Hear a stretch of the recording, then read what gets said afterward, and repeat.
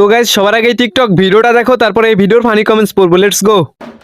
আচ্ছা মাম্পু, তুই বড় হয়ে কি হতে চাস? হার্টের ডাক্তার নাকি দাঁতের ডাক্তার?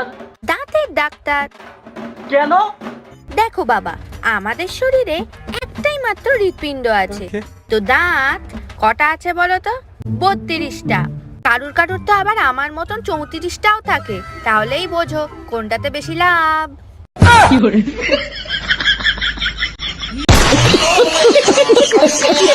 तो चलिए शुरू करते हैं। উনাকে দাঁতের ডাক্তার না করে জনি সিংদার কাছে পাঠিয়ে দেন। ডাক্তারি কিভাবে করতে হয় ভালোভাবে শিখিয়ে দেবে।